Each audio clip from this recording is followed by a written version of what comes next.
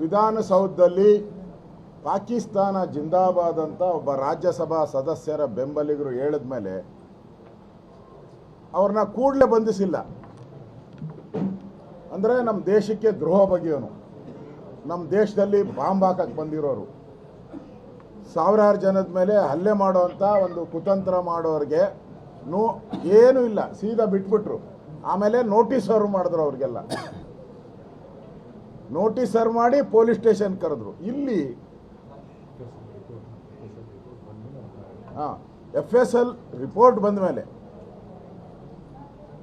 ಅವ್ರನ್ನ ಬಂಧಿಸುವಂಥ ಪ್ರಯತ್ನ, ಬಂಧಿಸಿದ ಮೇಲೆ ಅವ್ರಿಗೆ ಬಿರಿಯಾನಿ ಏನು ಕಬಾಬ್ ಏನು ಎಲ್ಲ ಸಪ್ಲೈ ಮಾಡಿದ್ದನ್ನು ನಾವು ನೋಡಿದ್ದೀವಿ. ಇಲ್ಲಿ ಒಬ್ಬ ಜನಪ್ರತಿನಿಧಿ, ನಾನು ನಮ್ಮ ಕಾನೂನು ತಜ್ಞರ ಜೊತೆನೂ ಚರ್ಚೆ ಮಾಡಿದ್ದೀನಿ. ವಿಧಾನ ಪರಿಷತ್ತಲ್ಲಿ ನಡೆಯುವಂಥದ್ದು, ವಿಧಾನಸಭೆ ವಿಧಾನ ಪರಿಷತ್, ಇವತ್ತು ನಮ್ಮ ಲಾಯರು ಕೂಡ ಕೋರ್ಟಲ್ಲಿ ವಾದ ಮಾಡಿದ್ದಾರೆ. ಏನು ಹೇಳಿದ್ದಾರೆ, ಅದರ ಜ್ಯೂರಿಸ್ಡಿಕ್ಷನ್ನೇ ಬೇರೆ. ವಿಧಾನಸಭೆ ಮತ್ತು ವಿಧಾನ ಪರಿಷತ್ತು ಮತ್ತು ಲೋಕಸಭೆ ಅಲ್ಲಿ ಮಾತಾಡೋದಕ್ಕೆ ರೈಟ್ಸ್ ಇದೆ, ಅದಕ್ಕೆ ಯಾವುದೇ ಕೋರ್ಟ್ ಅಡ್ಡಿ ಮಾಡೋಂಗಿಲ್ಲ ಅನ್ನೋದು ಕಾನೂನು. ಅದರಿಂದನೇ ವಿಧಾನಸಭೆಯಲ್ಲಿ ಲೋಕಸಭೆಯಲ್ಲಿ ಮಾತಾಡ್ತಾರೆ, ಕೋರ್ಟ್ ಬಗ್ಗೆ ಮಾತಾಡ್ತಾರೆ, ಕಾನೂನು ಬಗ್ಗೆ ಮಾತಾಡ್ತಾರೆ, ಕ್ರಿಟಿಸೈಸ್ ಮಾಡ್ತಾರೆ. ಇಲ್ಲಿ ನಡೆದಿರೋವಂಥ ಘಟನೆನ ಯಾರು ಶಿಕ್ಷೆ ಕೊಡಬೇಕು? DK ಶಿವಕುಮಾರ, ಸಿದ್ದರಾಮಯ್ಯನ? ಯಾರವರು? ಅವರೇನು ಜಡ್ಜ್? ಅವರು ಹೇಳಿಕೆಯನ್ನು ಕೊಡ್ತಾರೆ, ಕ್ಷಮಾಪಣೆ ಕೇಳಬೇಕು ಅಂತ. ನಾವ್ಯಾಕೆ ಕ್ಷಮಾಪಣೆ ಕೇಳಬೇಕು? ತಪ್ಪು ಅಂತ ಪ್ರೂವ್ ಆಗಬೇಕು. ಫಸ್ಟು ಅವ್ರು ಮಾತಾಡಿರೋದು ನಿಜ ಅನ್ನೋದು ಪ್ರೂವ್ ಆಗಬೇಕು. ಸಭಾಧ್ಯಕ್ಷರು ತೀರ್ಪು ಕೊಡಬೇಕು, ಸಭಾಧ್ಯಕ್ಷರು ಕಂಪ್ಲೇಂಟ್ ಕೊಡಬೇಕು, ಅದರ ಮೇಲೆ ಕೋರ್ಟ್ಗೆ ಹೋಗುತ್ತೆ.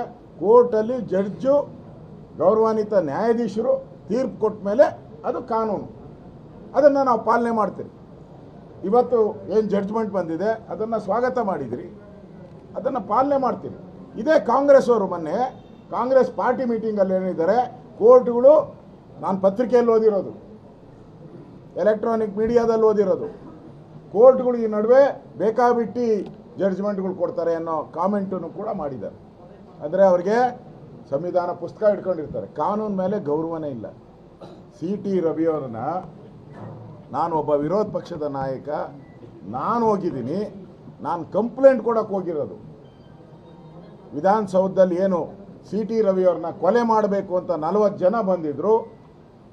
ಚಿಕ್ಕಮಗಳೂರು ಜಿಲ್ಲೆಗೆ CT ರವಿಯವರ ಬಾಡಿನ ನಾವು ಪಾರ್ಸಲ್ ಮಾಡ್ತೀರಿ ಅಂತ ಏನು ಹೇಳಿದರು. ಆ ಕಂಪ್ಲೇಂಟನ್ನು ಬರೆದು ನಾವು ಕೊಡೋಕ್ಕೆ ಬಂದಿದ್ದು. ನನಗೆ ಎಂಟ್ರಿ ಇಲ್ಲ. ನಾನು ಸಂವಿಧಾನದತ್ತವಾದಂಥ ಪೋಸ್ಟಲ್ಲಿರೋನು. ನಾನು ಸಂವಿಧಾನದತ್ತವಾದ ಪೋಸ್ಟು ನಂದು, ಕಾನ್ಸ್ಟಿಟ್ಯೂಷನಲ್ ಪೋಸ್ಟ್. ಅಂದರೆ ಯಾರೋ ಈಗ ಟೆರರಿಸ್ಟ್ಗಳು ಹೋದರೆ ಅವ್ರನ್ನ ಚೇರ್ ಹಾಕಿ ಕೂತಿರ್ತೀರಾ ನೀವು? ನನಗೆ ಎಂಟ್ರಿ ಕೊಡಲಿಲ್ಲ. ಇದು ಅಪಮಾನ ಅಲ್ವಾ? ಗೂಂಡಾಗಿರಿ ಅಲ್ಲ? ಯಾವ ಕಮಿಷನರು ಅವನು ಫೋನ್ ಬಿಟ್ಟು 5 ಅವರ್ ಇದ್ದೀನಿ ಅಲ್ಲಿ, 5 hours I waited outside police station, Khanapur ಸ್ಟೇಷನ್ಗೂ ಕಮಿಷನರ್ಗೆ ಏನು ಸಂಬಂಧ? ಯಾರವನು ಖಾನಾಪುರ ಸ್ಟೇಷನ್ಗೆ ಬರೋಕ್ಕೆ? ಅವ್ರ ಜ್ಯೂರಿಸ್ಡಿಕ್ಷನ್ ಅಲ್ಲ, SP ಅಲ್ಲಿ ಜ್ಯೂರಿಸ್ಡಿಕ್ಷನ್. ಡಿ ಮನುಷ್ಯ ಬಂದು ಕೂತ್ಕೊಂತಾನೆ ಅಲ್ಲಿ, ಫೋನ್ ಇಟ್ಕೊಂಡು. ಆ ಮಿನಿಸ್ಟ್ರಿಂದ ಏನು ಬರ್ತತೆ, ಇದೇ ಅವ್ರ ಫೋನು. ಒಬ್ಬ, ನಾನು ಹೋಮ್ ಮಿನಿಸ್ಟ್ರಾಗಿ ಕೆಲಸ ಮಾಡಿದವನು. IO ಇಸ್ ದ, ರಾಜು ಗೊತ್ತು, IO ಸುಪ್ರೀಂ. ಯಾವುದೇ ಕೇಸಲ್ಲಿ IO ಇಸ್ ದ ಸುಪ್ರೀಂ. ಅದು ಇನ್ಸ್ಪೆಕ್ಟರ್ ಇರ್ಬೋದು ಅಥವಾ DYSP ಇರ್ಬೋದು. ಅವ್ರ ಮೇಲೆ ಕಮಿಷನರ್ಗೂ ಅಧಿಕಾರ ಇಲ್ಲ, DGಗೂ ಅಧಿಕಾರ ಇಲ್ಲ, ಮಂತ್ರಿಗೂ ಅಧಿಕಾರ ಇಲ್ಲ. Is the supreme. ಅವನು ಏನು ಬರೀತಾನೋ ಅದೇ ಫೈನಲ್ಲು, ಅದೇ ಕೋರ್ಟ್ಗೆ ಹೋಗುವಂಥದ್ದು. ನೀವು ಅವ್ರ ಮೇಲೆ ಒತ್ತಡ ಹಾಕ್ತಿರಲ್ಲ, ನ್ಯಾಯನ ಅಲ್ಲ ರೀ? ಒಬ್ಬ ಜನಪ್ರತಿನಿಧಿನ ನೀವು ಎತ್ತಾಕೊಂಡು ಹೋಗಿ ಕ್ರಷರ್ ಮಾಡೋ ಕಡೆ, ಆ ಫಾರೆಸ್ಟ್ ಒಳಗಡೆ ತಗೊಂಡೋಗಿ ಒಬ್ಬರೇ ನಿಲ್ಲಿಸ್ತಿರಲ್ಲ, ಏನು ಮಾಡೋಕ್ಕೆ ಹೊರಟಿದ್ರಿ? ಫಾರೆಸ್ಟ್ ಒಳಗಡೆ ಕರ್ಕೊಂಡೋಗಿ ನಿಲ್ಲಿಸ್ತಿರಲ್ಲ, ಏನು ಬೆದರಿಕೆ ಹಾಕಕ್ಕೆ? ಬೆದರಿಕೆ ಹಾಕಿ ಮಾನಸಿಕವಾಗಿ ಕುಗ್ಗಿಸಿದ್ದಾರೆ ಸುಮಾರು 400-500 ಕಿಲೋಮೀಟರ್ ರಾತ್ರಿ ಎಲ್ಲ ಸುತ್ತಿಸಿದ್ದಾರೆ. ಟೆರರಿಸ್ಟ್ಗಳು ಬಂದರೆ ಅವ್ರ ಮೇಲೆ ಕೇಸ್ಗಳನ್ನೆಲ್ಲ ವಾಪಸ್ ತೆಗೆದಿದ್ದೀರಾ ನೀವು. ಹುಬ್ಳಿ ಕೇಸನ್ನು ವಾಪಸ್ ತೆಗೆದಿದ್ದೀರಾ. ಮುಂದೆ DJ ಹಳ್ಳಿ KJ ಹಳ್ಳಿನೂ ವಾಪಸ್ ತೆಗೆಯೋರಿದ್ದೀರಾ ನೀವು. ಅಂದರೆ CT ರವಿನ ಯಾಕೆ ಟಾರ್ಗೆಟ್ ಮಾಡ್ತಾ ಇದ್ದೀರಾ? ಅವರೊಬ್ಬ ಹಿಂದೂ ಹೋರಾಟಗಾರ, ಹಿಂದೂ ವಿಚಾರವಾಗಿ ಧ್ವನಿ ಎತ್ತುತ್ತಾರೆ. ಅದಕ್ಕೆ ಬಗ್ಬಡಿಯುವಂಥ ಕೆಲಸವನ್ನು ನೀವು ಮಾಡ್ತಾ ಇದ್ದೀರಾ. ನಾನು ಹೇಳಿಕೆ ಬಗ್ಗೆ ನಾನು ಕೋರ್ಟ್ ಆದೇಶವನ್ನು ಪಾಲನೆ ಮಾಡ್ತೀನಿ ಅನ್ನೋ ಮಾತನ್ನು CT ರವಿಯವರು ಈಗಾಗಲೇ ಹೇಳಿದ್ದಾರೆ. ಕೋರ್ಟ್ಗಿಂತ ದೊಡ್ಡದು ನಮ್ಮ ಸಂವಿಧಾನದಲ್ಲಿ ಯಾವುದೂ ಇಲ್ಲ. ಇವತ್ತು ಕೋರ್ಟು ಚೀಮಾರೆ ಹಾಕಿರೋದು ನೋಡಿದ್ರೆ ಈ ಸರ್ಕಾರ ಮಾನ ಮರ್ಯಾದೆ, ಯಾರಾದರೂ ಹಿಂದೆ ರಾಮಕೃಷ್ಣ ಹೆಗ್ಡೆ ಅವರು ಆ ಥರದ್ದು ಯಾರೋ ವ್ಯಕ್ತಿ ಇದ್ದರೆ ರಾಜೀನಾಮೆ ಕೊಟ್ಟು ಹೊರಟೋದು. ಮಾನ ಮರ್ಯಾದೆ ಇದ್ದರೆ ಇವರಿಗೆ ಈ ಸರ್ಕಾರಕ್ಕೆ ರಾಜೀನಾಮೆ ಕೊಡಬೇಕು. ಮಂತ್ರಿಗಳು ಫೋನ್ ಮೇಲೆ ಫೋನು. ಈ ರೀತಿ ದೌರ್ಜನ್ಯ ಈ ಸರ್ಕಾರಕ್ಕೆ ಇದೊಂದು ಕಪ್ಪು ಚುಕ್ಕೆ.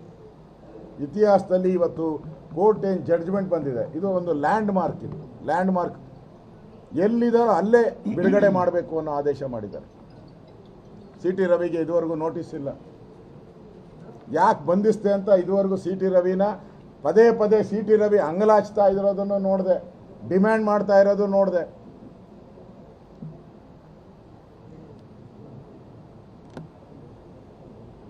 ಆದ್ರೆ ಹೇಳಲೇ ಇಲ್ಲ ಅವರು, ಯಾಕೆ ಬಂಧಿಸಿದ್ದೀನಿ ಅಂತ ಹೇಳಲೇ ಇಲ್ಲ.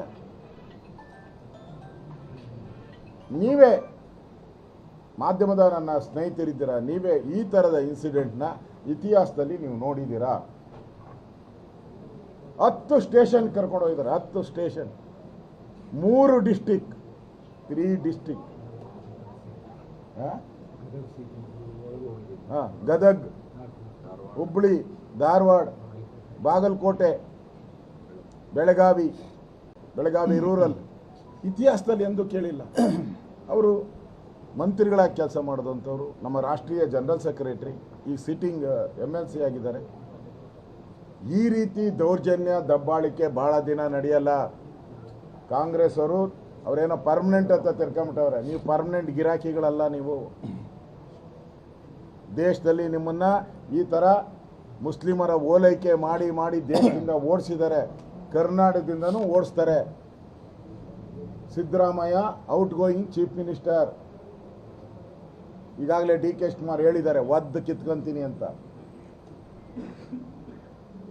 ಈ ದೌರ್ಜನ್ಯ ಇದನ್ನು BJP ನಾವೆಲ್ಲರೂ ಕೂಡ ಖಂಡಿಸ್ತೀರಿ. ಈ ಥರ ಘಟನೆ ಇಡೀ ರಾಜ್ಯನೇ ಬೆಚ್ಚಿ ಬೀಳುವಂಥ ಘಟನೆ.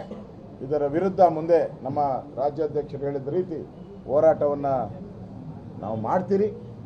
CT ರವಿ ಒಬ್ಬಂಟಿ ಅಲ್ಲ ಅನ್ನೋದನ್ನು ನಾವು ಕಳೆದ 2 ದಿನದಿಂದ ತೋರಿಸಿದ್ದೀರಿ. ಅವರೆಲ್ಲೆಲ್ಲಿ ಯಾವ್ಯಾವ ಸ್ಟೇಷನ್ಗೆ ಹೋಗ್ತಾರೋ ಅಲ್ಲಿ ಆ ಸ್ಟೇಷನ್ಗೆ ನಮ್ಮ ಕಾರ್ಯಕರ್ತರು ಹೋಗಿದ್ದಾರೆ. ದಾರಿ ಇದ್ದಕ್ಕೂ ಕೂಡ ನಾವು ಬೆಳಗಾವಿಯಿಂದ ಇಲ್ಲಿಗೆ ಬರೋವರೆಗೂ ದಾರಿಯಲ್ಲಿ ಕಾರ್ಯಕರ್ತರು, ಸಾವಿರಾರು ಜನ ಕಾರ್ಯಕರ್ತರು ನಿಂತು ನಮಗೆ ಬೆಂಬಲವನ್ನು ಕೊಟ್ಟಿದ್ದಾರೆ. ನಮ್ಮದೊಂದು ನ್ಯಾಷನಲ್ ಪಾರ್ಟಿ, ಕೇಡರ್ ಪಾರ್ಟಿ, ಅಬ್ಬೆಪಾಲಿ ಕಾಂಗ್ರೆಸ್ ಥರ ಅಬ್ಬೆಪಾಲಿ ಪಾರ್ಟಿ ಅಲ್ಲ. ನಾವು ಎಚ್ಚರಿಕೆಯನ್ನು ಕೊಡ್ತಾ ಇದ್ದೀನಿ ಕಾಂಗ್ರೆಸ್ ಅವ್ರಿಗೆ. ಈ ಥರ ನಿಮ್ಮ ಗೂಂಡಾಗಿರಿ ಮಾಡಿದ್ರೆ ನಾವು ಕೂಡ ಬೀದಿಗಿಳಿದು ಹೋರಾಟವನ್ನು ಮಾಡ್ತೀರಿ. ಎಲ್ಲಿ ಪಾಠ ಕಲಿಸ್ಬೇಕು ಅಲ್ಲಿ ಕಲಿಸ್ತೀರಿ. ಈಗ ಮಾನವ ಹಕ್ಕು ಆಯೋಗ ಏನಿದೆ ಕೇಂದ್ರಕ್ಕೆ ನಾವು ಕಂಪ್ಲೇಂಟ್ ಕೊಡ್ತಾ ಇದ್ದೀವಿ.